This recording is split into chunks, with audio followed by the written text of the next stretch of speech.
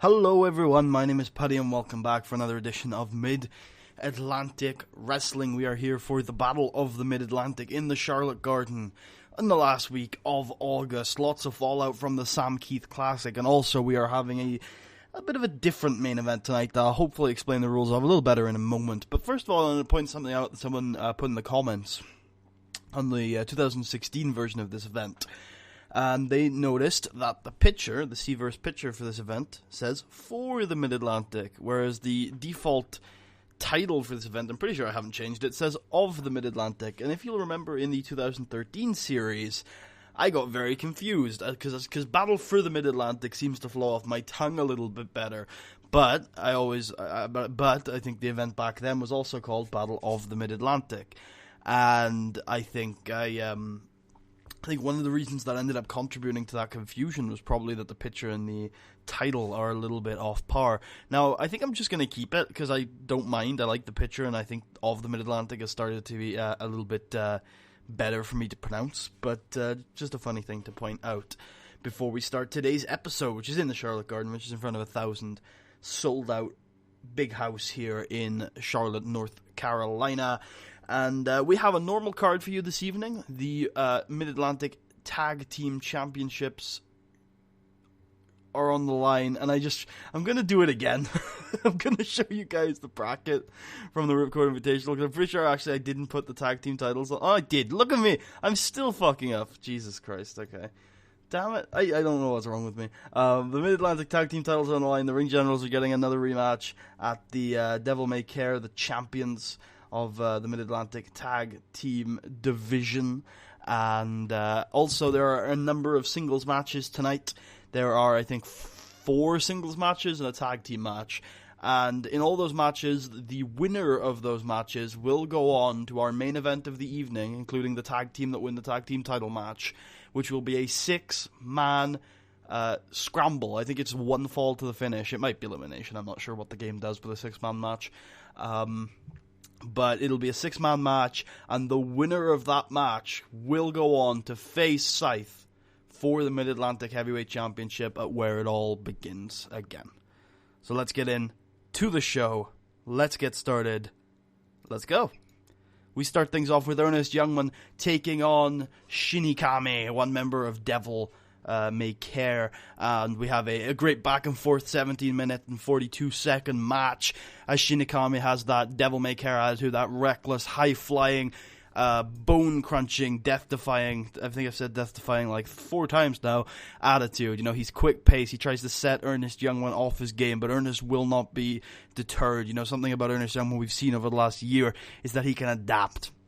And he can diffuse situations where guys like Shinikami are trying to come after him or trying to aggressively just work over Ernest Youngman, and he can slow them down. He can get them to work at Ernest Youngman's pace. And that's exactly what he does in this match. He diffuses the high-flying, vicious, destructive attitude of Shinikami. He slows him down, forces him onto the ground, starts wearing down those legs, slowing down the high flyer. And, you know, Shinikami showing kind of a little bit of heart. You know, the guy, he's willing to put his body on the line, and you gotta respect that. You gotta admit that does show some heart. And even though his legs are being worked down and he's slowing down, he's not able to do his springboard drop kicks and such that he likes to do, he's still trying, he's still getting on his feet, he's still getting to those top rope, trying to hit those moonsaults, trying to hit a cross body, trying his hardest to just put Ernest Youngman down, because of course this is an opportunity for the Mid-Atlantic Heavyweight Championship. But in the end, Ernest Youngman manages to lock in his patented crossface chicken wing and pick up the victory after about 18 minutes and moves on to the main event of the evening. The next match is a very short match. Cameron Jones is defeated by Eric Lee. We have Cameron Jones with that kind of momentum, bull in a china shop kind of style of wrestling. He tries to hit the ropes early on, trying to overpower Eric Lee. You know, Eric Lee's a big guy, all-American lad, Eric Lee. Cameron Jones also a big guy. You know, we see some brawling. It's mostly just some simple brawling as Cameron Jones controls the early match, gets that momentum going, hitting those big angle suplexes, those big punches, those big kicks, trying to control Eric Lee, but Eric Lee will not die, and he quickly mounts a babyface comeback, bouncing off the ropes to get some more momentum of his own. hitting Cameron Jones's legs, slowing him down even further until finally Eric Lee does pick up that win with the Patriot Slam, moving on to the main event of the evening. Good stuff from Eric Lee and Cameron Jones here. And we have the Tag Team Championship match in a 57C-. Devil May Care do defeat the Ring Generals when Acid defeats Dean Waldorf by pinfall with a jump the shark. Devil May Care make defense number 3 of their Mid-Atlantic Tag Team titles. This is exactly the kind of match we've seen before from these guys. The Ring Generals try to wear down Stuntman. They try to isolate him in their corner. They try and use that down-to-earth, gritty grappling that Dean Waldorf is known for. Try and grind out Stuntman in their corner. Try and grind out a second reign with the Tag Team Championships. They just try and use those quick tags, use those excellent tag team maneuvers to grind down Devil May Care. But in the end, Stuntman gets that hot tag, and in comes Acid with that high flying balls to the walls action that he's known for. Maybe he does a somersault over the apron onto the ring general that's standing on the apron, and they just both go flying into the steel steps or something. Acid doesn't give a shit, and he gets on the top rope, and they hit jump the shark to make defense number 3 of their Mid-Atlantic titles, and both Acid and Stuntman will be in our main event. Who will be joining them? As we have a great match between Dewey Archer and American Elemental. Well, a decent match, but a great match for MAW standards, as Dewey Archer manages to defeat American Elemental by submission with a Proton Lock. This is a very interesting match, because American Elemental instantly goes in, and he knows he can't use his high flying against a guy like Dewey Archer. He saw Shinikami trying to use that high flying, quick, high octane maneuvers against someone like Ernest Youngman earlier tonight. He saw it didn't work, and he knows that Dewey Archer is about as competent a grappler as Ernest Youngman is. So he comes in, he tries to do some quick grappling. We've seen that American Elemental has that competent grappling base, and he's quick and he's flashy with his grappling, and he tries to work down Dewey Archer. The kind of grappling we saw between Dewey Archer and Ernest Youngman the last time they met. It's not about wearing them down or grinding out a victory. It's about dominating your opponent. It's about being flashy and showcasey and making sure that your pace is on the match. And that's what American Elemental tries to do. But of course, Dewey Archer is a very competent grappler, we talked about before. He's able to escape from American Elemental's fast, quick grappling with pace of his own. Dewey Archer is able to mostly dominate the match, and in the end, he does indeed pick up the victory with a Proton Lock. And American Elemental looks very sad about this, obviously.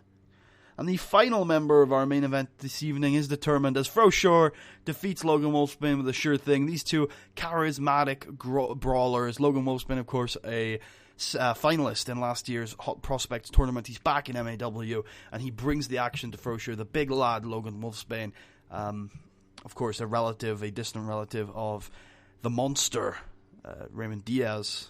Is Raymond Diaz? I think it's Raymond Diaz. Yeah, from Pride. He brings the same kind of Japanese puro style with those forearms, those stiff, nasty vertical suplexes to Froshore, but Froshore's got that heart and that passion. He's the king of California, bro.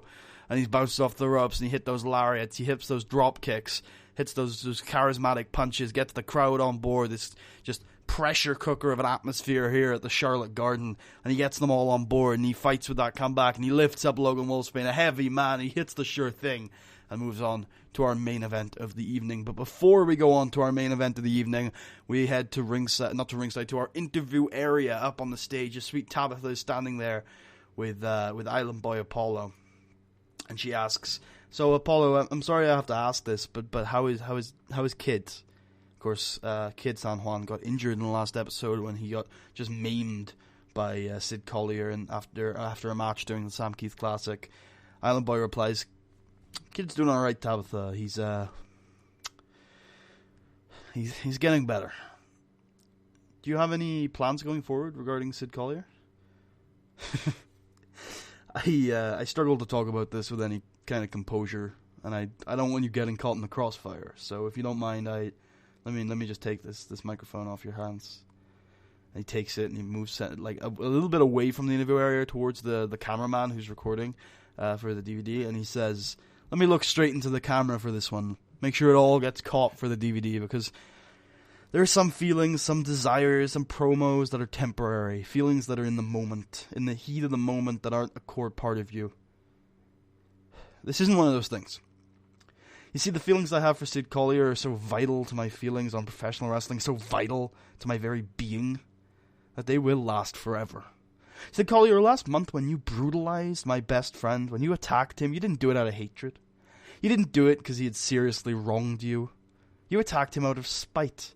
You put a kid in the hospital because you lost a match. With a tear in my eye last Saturday night, I had to tell him that he may never be able to wrestle again. I had to sit there with the Sam Keith Classic trophies, looking into his eyes as he struggled with the pain of damn near losing an arm, and knowing that the potential last night of his career was spent in the same ring as you.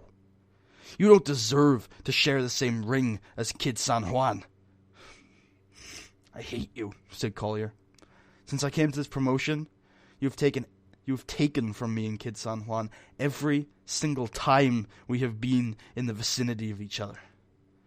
First few months, we earned the tag team championships, and you cheated to take that well-earned victory away from us. And you just sat there and laughed with the gold around your waist like you were somehow better than us. And last month, you almost took his career away from him. I hate you, Sid Collier. So next month, on the 25th of September, I will get my hands on you. I'm not going to have a brawl. We're not going to have a wrestle. It's going to be a fight. On the 25th of September, Sid Collier, make no doubt about it, I am going to try and hurt you. I'm going to try and inflict as much pain to you as you inflicted on my best friend. And on the 25th of September, I'm going to try and take your career away from you. Island Boy Apollo, fired up, hurt, vengeance seeking, and he will have a match with Sid Collier on the 25th of September at the Clash in the Charlotte Garden next month. As we move on to the main event of the evening, the number one contendership for where it all begins again is on the line. Ernest Youngman, Eric Lee, Fro Shore, Stuntman, Acid, and the Architect Dewey Archer do battle. Who will get a well-earned championship match at the biggest show of them all against the Demon Scythe? In a 69C+, and about to have good wrestling and decent reaction from the crowd, For Sure defeats Stuntman, Ernest Youngman, Dewey Archer, Eric Lee, and Acid in 26 minutes and 47 seconds when For Sure defeated Stuntman by pinfall with a sure thing. This is as crazy as you would imagine from a 6-man match. Eric Lee with that brawling style, that traditional kind of wholesome brawling style, trying to get some momentum going, hitting that like middle rope with that Fred Yehi style middle rope hit with the lariat, and then we have obviously Stuntman and Acid doing their crazy ridiculous devil may care flips and shit like that, doing sunset flip power bombs to the outside, just smashing their opponent's head against the concrete and the guardrail, the guardrail, just scaring the commentators away from their booth as they just brutally, viciously, and hardcorely throw about their opponents with disregard to their own bodies and their opponents' bodies. Meanwhile, we got Eric Lee and Fro Shore with this charismatic, brutal brawling in the middle of the ring. They're just hammering each other with some really nice looking punches, and they're conveying to the crowd with their smiles and their winks that they'll keep punching, they'll keep going. And then we got Ernest Youngman and Dewey Archer, the grapplers, the down to earth, gritty. Both guys are actually very flashy grapplers, very escapist. They'll put a sequence together. And I imagine Acid and Ernest Youngman have a nice sequence in the middle here where they're just going hold for hold, escape versus escape, and maybe Fro comes in with just a big lariat to take them both out. And of course, this isn't like, the thing with the 6-man match is that nobody ever wins decisively. It's not like they're the better man and they've just beaten 5 other dudes. It's a scramble, and there is chaos everywhere, and in the middle of it, Fro Shore probably was not favored anywhere near close to the top to win this match, coming in from Coastal Zone Championship Wrestling, picks up Stuntman and pins him with a sure thing. And Fro Shore is going to where it all begins again, to take on Scythe. And after the match, he gets on the mic and he says, "My name is Fro Shore, and I know you haven't seen a lot of me, but I am the king of California, bro. And I tell you what, This company is known for its opportunities. And I've come in here and I've seized one. And you know, that's exactly what I'm going to do at Where It All Begins Again, bro. Because I tell you what, I'm going to face Scythe. And you know, I know he's a monster. And I know he's beaten every single hero that's walked up against him. But you know what? I don't care. Because I love this business and I love professional wrestling. I will get in there with guys like Scythe day in and day out, bro. Because that's who I am. I got that fire. I got that passion. It's the passion that made me the king of California.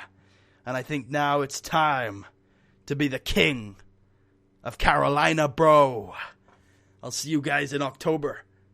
And it will all begin again.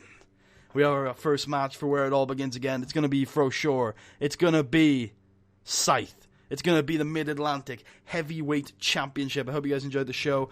Tell me what you think of the format of Battle for the Mid-Atlantic. Damn it. Tell me what you think. For Sure is here. You've probably never heard of him. You probably don't even know who he is. But hopefully we will be able to outline who he is as the episodes go on. And he does have a championship match at Where It All Begins Again. Could it be an unlikely path to a regional heavyweight championship for the charismatic, electrifying brawler from California? Find out on October 19th at Where It All Begins Again in the Mid-Atlantic Sportatorium. For the first time, we are running a 2,000 capacity building, and it is going to be a big night. I hope you guys enjoyed. If you did, please leave a thumbs up, check out the series, subscribe if you haven't already. If you're feeling especially generous and really like the episode, go ahead and check out a link to my Patreon. The link's in the description. If you want to hear me rambling on Twitter, the link to that is also in the description. In the next episode, we are at the Clash. We have Sid Collier versus Island Boy Apollo, and Ernest Youngman is going to have a non-title match against the heavyweight champion of the world, John Greed. Be there or be square. We will see you guys next time for the Clash.